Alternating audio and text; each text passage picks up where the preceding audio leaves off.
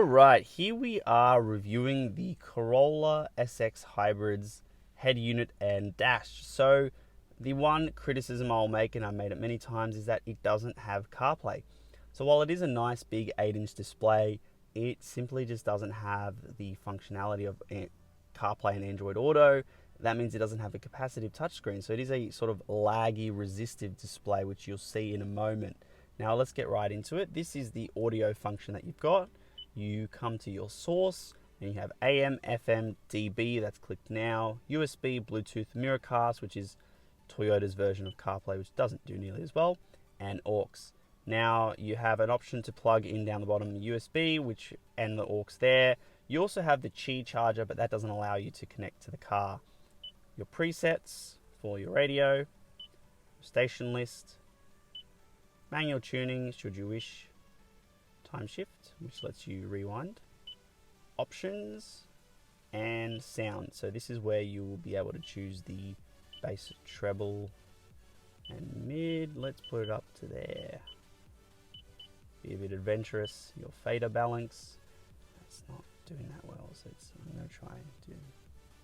So that shows there, and there are your options. Now let's go to the menu. Setup.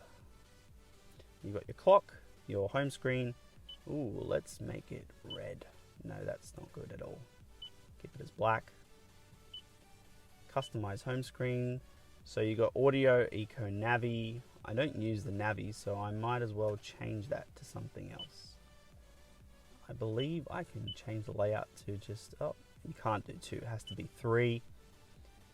Nothing to change there. Your beep, I might turn that off. Units of measurement, auto screen, memory, keyboard, animation, delete button data, and software. Bluetooth, there are none. I don't want to add it. Audio, so you can't actually change the mids, highs, and lows from here. You have to do it from the radio that you're in, or whatever function if you're in Bluetooth or USB, and then click audio from there. There's no phone connected. Voice volume, automatic navigation guidance off, voice guidance off. You want to have these off because it does annoy you all the time. Vehicle. Now vehicle customization, door lock settings. Remote 2 press unlock, nope. Select doors, all of them. Smart entry, feedback lights, yes. Feedback volume, I might make that lower because you see you can't swipe because it's not a capacitive touchscreen, it's resistive. So you have to go tap, tap. Let's go to 2 because it is a fair bit loud when it goes dit, beep, beep. And there's your climate, don't need to change. And your lights, light sensor sensitivity, auto off, and interior auto off timer. You got your navigation, which we'll go into more detail soon. Actually, we could go, oh, it's just gone dark all of a sudden, which might be better to see everything. Pop-up information, guidance and verified roads. Probably going to, oh, there's your favorite POIs, points of interest.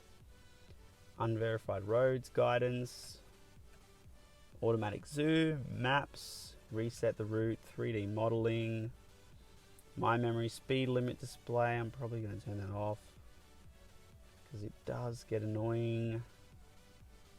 Time restriction notification, yep. Private road notification, don't need that. Adaptive route and any other options you've got there. Wi-Fi power. Okay, let's turn Wi-Fi on. Don't know what that means at the moment. What I'm connecting to. Let's just turn it off. Toyota Link. Data usage, auto detect, and traffic. My traffic routes. 5 of 5 free. Not much more there. We've done audio. You've got apps, which says weather, destination download, travel times, Toyota help, local search, and fuel finder, which is Toyota Link, which you need the app on your phone, which is useless in a nutshell. Now let's go to a recent. Let's go to the entrance, which is hours away. Go directly. And press OK. And it shows you where you're going. Now delete this destination. Ah, brilliant. So many other cars make it impossible to delete the destination, but this one was a lot easier. So I've gone through all, display here. Let's see what's there. Day mode, on, off, contrast and brightness. I don't want to change that. And your camera, which I don't need to change that. And that's about it. So there isn't an awful lot of settings here for you to play with. Your apps were the same as before. It's just going to circle all day because I haven't set it up, nor will I. I'll just plug in my phone and use my Google Maps and Waze and whatnot on the phone itself as it's hooked onto this little connector here. Now the one thing I do like is this part here. Now this tells you when it's using your battery power, which is the electric motor, when it's using the petrol engine, or when it's using both. And then it even shows you when the kinetic energy or the wasted energy is charging up the battery itself, which is very cool. Now let's see my efficiency. I am okay. Previous best 4.4 liters. I'm happy with that. There's your energy, and it's cool little stats. So I like to have this one open just to know it's got cool displays when you are. Well, let's see if I can get it to work. I might rev it a bit. So there's the petrol engine, and it will tell you, it's not doing it now, but when you're driving, it'll have arrows pointing to where the wheels and where the energy is coming from, which is really cool. Now we're going to head on over to this little guy. Oh, I don't mean to zoom that so much. I'm trying to get the brightness down. Okay, we're going to keep it there. And so what this does is you've got your analog speed dial in the middle, which you're not going to use that often because you've got the digital display on the right. Ideally that display would be in the middle, but it's on the right and we can't do anything about it.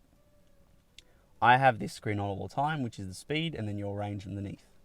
You go down, you have your range and your average fuel economy, which you can reset in green. I'm not sure. I wonder if that will become orange or red if you get worse than 5 to 10 liters. Anyway, then you have, it tells you when you're charging, when you're on eco, when you're in power, and those three little bars will start, cruise, and stop.